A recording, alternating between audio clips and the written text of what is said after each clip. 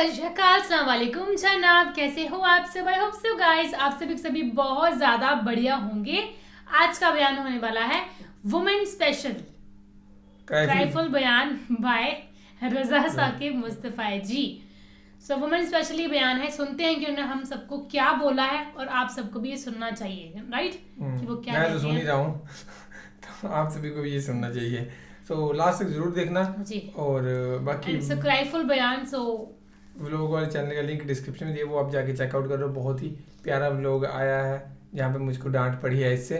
सो इसको करते हैं प्ले, फिर करते हैं बाकी बातें डिस्कस। और ये वीडियो लिंक डिस्क्रिप्शन में दिया हो।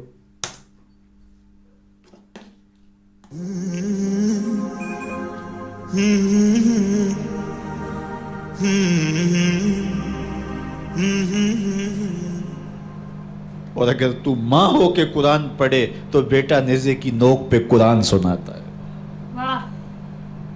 सैयदा तैयबा ताहिरा ज़ाहिरा आबिदा साजिदा राकिया सैयदा फातिमा ज़हरा रदियल्लाहु ताला अन्हा का उसवा, मुक़द्दरात इस्लाम के लिए, हमारी बहनों बेटियों के लिए मुकम्मल कामिल और अकमल नमूना है।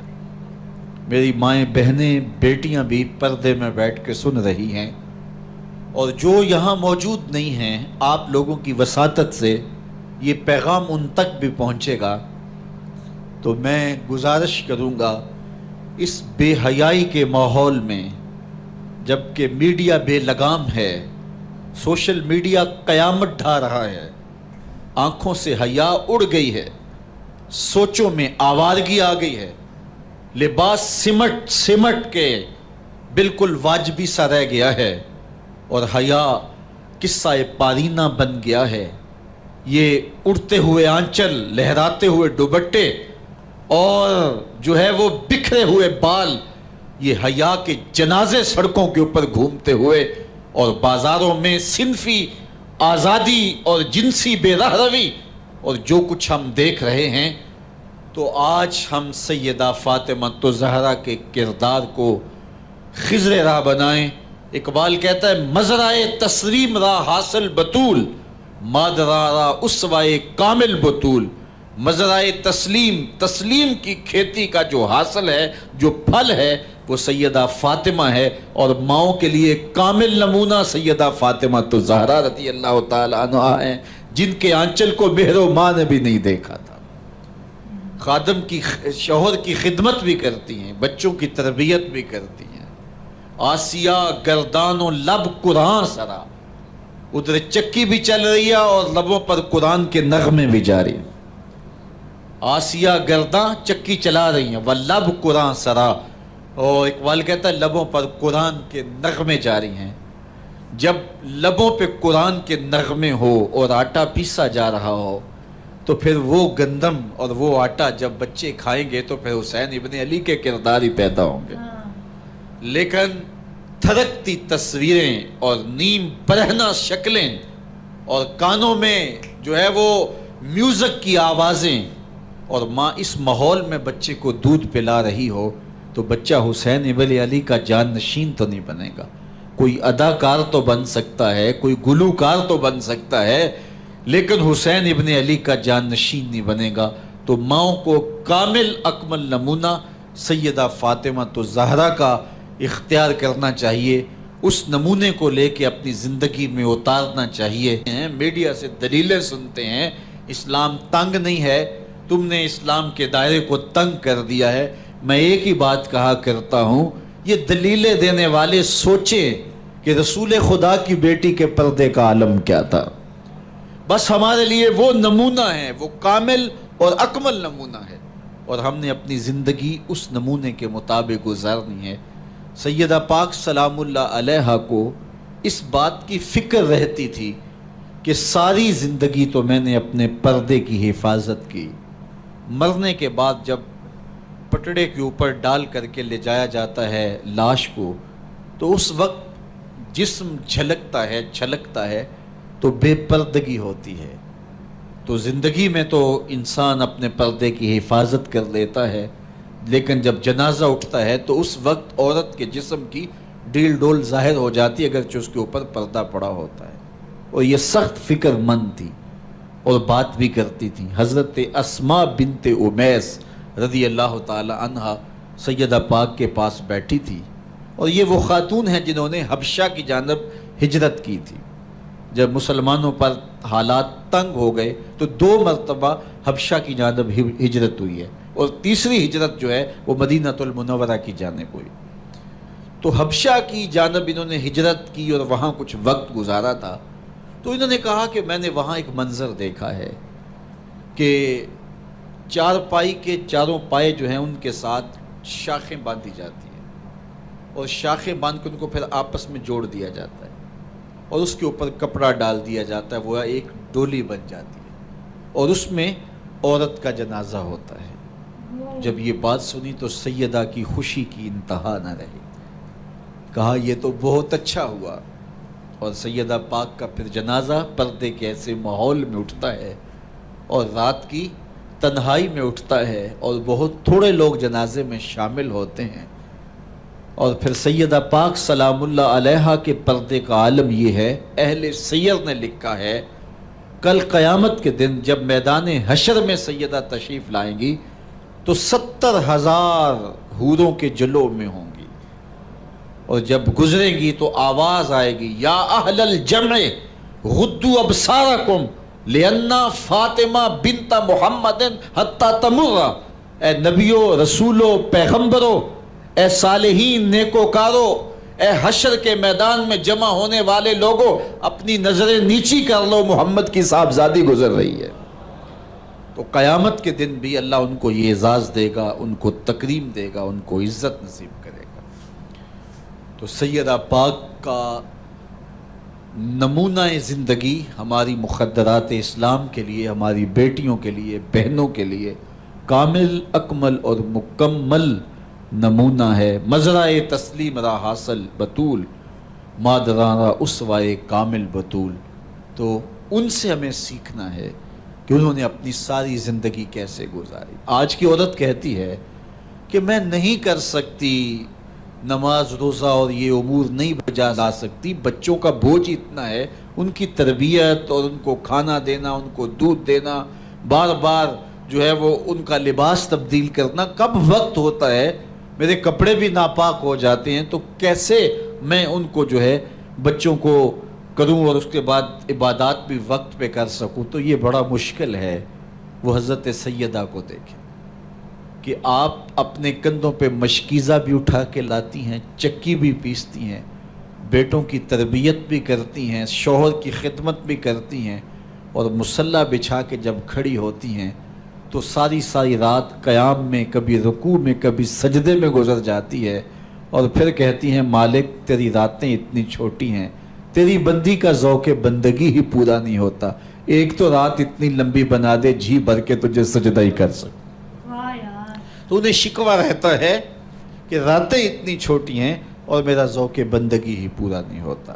سارا دن روزے سے گزرتا ہے، رات قیام میں، رکوع اور سجود میں گزرتی ہے. اور بیٹوں کی تربیت کی تو وہ کائنات نے ایسی تربیت کا جوہر نہیں دیکھا ہے جو سیدہ فاطمہ کے گھر میں پلنے والے بچوں میں تربیت کا رنگ نظر آیا کہ انہوں نے اپنا خون دے دیا لیکن دین کی آن پہ آنچ نہیں آنے دی. تو ان کی زندگی ہمارے لیے، ہماری مخدرات اسلام کے لیے، بہنوں، بیٹی اور ماؤں کے لیے کامل اکمل نمونہ ہے. میری بہن، میری بیٹی، تو مغرب کی ٹینو نہیں ہے، تو مشرق کی بیٹی ہے. تو کوئی دیا نہیں ہے کہ جس کو جو چاہے اٹھا کے لے جائے. تو گھر کی رونق ہے، عزت ہے، آبرو ہے. تو سمٹ جائے گی تو معاشرہ پھیل جائے گا. اور تو اگر گھر میں سمٹ کے بچوں کو سنبھال لے گی تو امت بحر و بر پہ قابض ہوگی. لیکن اگر تو گھر کو نہ سنبھالا تو پھر امت کبھی بھی بامراد اور کبھی بھی سرخرو نہیں ہو سکتی. اگر پندے ز درویش پذیری، ہزار امت بمیرت تو نہ میری، بطول باش و پنہا شو ازیں اثر کہ در آغوش شبیر بگیری. اقبال کہتا ہے کہ اے امت مسلمہ میری ایک بات مان لے، ہزار امت مر جائے گی، امت مسلمہ تجھے موت نہیں آ سکتی. اور وہ کیا ہے؟ اللہ اکبر. بطول باش، قوم کی بہن سے، بیٹی سے، ماں سے مخاطب ہو کے اقبال بولتے ہیں بطول باش، بطول بن جا، وہ پنہا شو ازیں اثر، اور زمانے کی آنکھ سے پوشیدہ ہو جا. پھر در آغوش تو شبیر بگیری، پھر تیری آغوش میں بھی حسین ابن علی کے جانشین پرورش پائیں گے. تو اپنے آپ کو سمیٹ کے اس کردار کے سانچے میں ڈال لیا جائے. عورت کا دائرہ کار گھر ہے، چار دیواری ہے، اور اس چار دیواری کے ماحول کو آسودہ رکھے. وہ باہر نکل کر کے جو ہے وہ گھر کی ذمہ داریوں سے دستبردار نہ ہو. یہ ذمہ داریاں مرد کی ہیں کہ وہ باہر نکلے اور ضروریات کو فراہم کرے. عورت کی ذمہ داری چار دیواری کی ہے، اس چار دیواری کو رونق بخشے اور تربیت پر نئی نسل کو بہتر بنانے کے لیے اپنی ساری صلاحیتیں صرف کر دے. ساری زندگی میں ایک اس کا بچہ بھی اگر قوم کو مل گیا تو قوم کی تقدیر بدل دے گا. مائی راستی ہیں یا ام الخیر ہیں، انہوں نے ایک بچے کی تربیت کی. آج مائیں کیوں نہیں کر سکتی؟ بابا فرید کی ماں بیٹے کے مزاج کو سمجھتی ہیں کہ یہ شکر کو بہت پسند کرتا ہے، تو شکر کی پڑیا مصلے کے نیچے رکھ دیتی ہے، اور بیٹا مصلہ اٹھاتا ہے تو نیچے شکر کی پڑیا ملتی ہے. روز ڈیوٹی دیتی ہیں، اور بیٹا شوق سے نماز پڑھتا ہے، بعض میں شکر کی پڑیا بھی ملے گی. ایک دن کہیں گئی تھی تو نماز کا وقت ہوا، ماں وہاں بے چین ہے اور وہیں مصلہ بچھا کے کہتی ہے مالک میری لاج رکھنا. آج بیٹا مصلہ اٹھائے اور اس کو شکر کی پڑیا نہیں ملے گی تو راز کھل جائے گا، تو بیٹا کہیں بدظن نہ ہو جائے. اس کا گمان یہ ہے کہ مالک اپنی کرم نوازیوں سے یہ پوری مجھے ڈائریکٹ دیتا ہے، درمیان میں کوئی نہیں ہے. اللہ اکبر. خیر ماں واپس پلٹی اور سب سے پہلے تجسس بھری نگاہ سے بیٹے کو دیکھ رہی تھی کہ بیٹا کوئی شکایت تو نہیں کرتا، لیکن فرید بیٹے کے لب پہ کوئی شکایت نہیں تھی. خیر ماں نے پوچھ لیا بیٹا نماز پڑھی تھی؟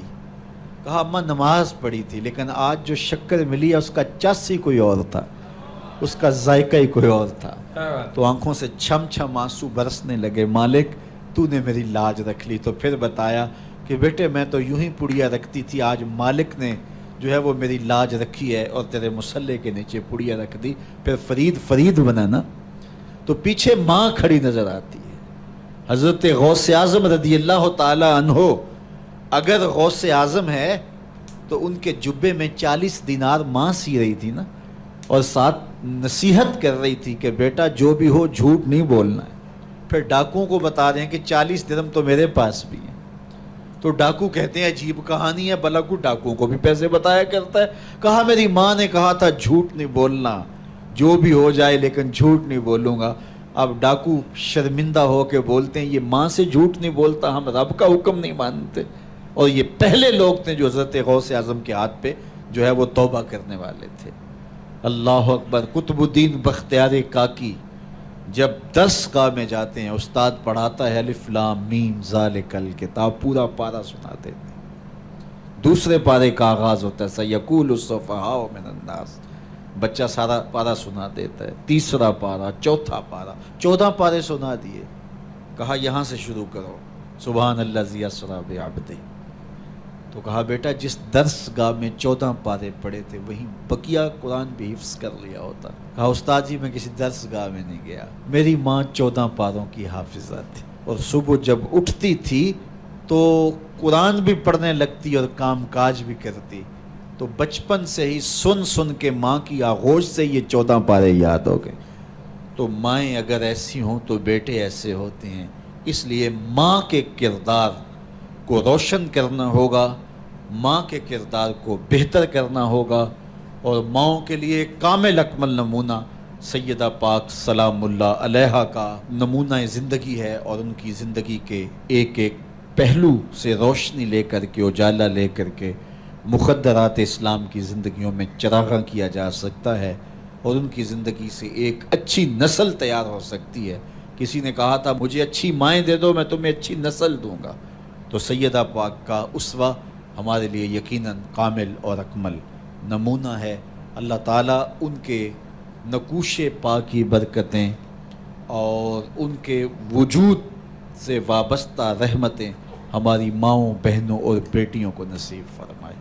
اور آج کی اس مجلس میں ہم ان کی وساطت سے اللہ کی بارگاہ میں دعا کرتے ہیں، اے اللہ حیا سوز ماحول سے اس امت کو نجات عطا کر دے اور اس امت کو پھر عظمت پارینہ اور رفتہ عطا کر دے اور قوم کی بیٹیوں کو اسوائے بطول پہ گامزن کر دے. آج انہوں نے ایک وومن کی جو کردار ہے، ایک ماں کا کردار ہے، اس کے بارے میں بتایا کہ ایک ماں کا کردار کتنا زیادہ امپورٹنٹ ہوتا ہے نا، کیونکہ اگر ایک جو ماں ایک بچے کو سکھائے گی تو بچہ وہی سیکھے گا نا. تو انہوں نے کہا کہ ایک ماں کو اچھا بننا چاہیے، اس کی مطلب کیا لمٹس ہیں، اس لمٹس کے اندر انہیں رہنا چاہیے اور کیا انہیں چیزیں کرنی چاہیے، کیا نہیں کرنی چاہیے. انہوں نے سب کچھ بتایا ہے اس بیان میں کہ جو ایک عورت ہے اس کو کیا کرنا چاہیے زندگی میں، کیا نہیں کرنا چاہیے، اپنے بچوں کو کیا سکھانا چاہیے ہے. تو اسی طرح سے بچے بھی وہی سیکھیں گے. تو آج انہوں نے اس کی کردار کے بارے میں بتایا، بہت بہت بہت اچھے طریقے سے انہوں نے اس چیز کو ایکسپلین پورا کرا ہے.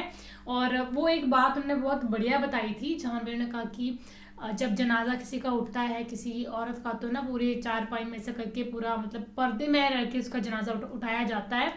دین وہی تھا انہوں نے ایک ایگزامپل دیا ہے فاطمہ کا نا کہ ان کی طرح ہونا چاہیے ہر کسی عورت کو. یس کہ جیسے آپ اپنے بچوں کی پرورش کریں گے نا ویسے ہی وہ آگے جا کے آپ کو مطلب پھل دے گا. پھل تو کیا مطلب ویسے ہی وہ آگے جا کے نکلے گا، آپ کو بھی پراؤڈ ہوگا کہ نہیں میں نے پرورش اچھی کری ہوئی ہے تبھی آج اس کا نتیجہ مجھے دکھ رہا ہے نا. سو یہ تھا.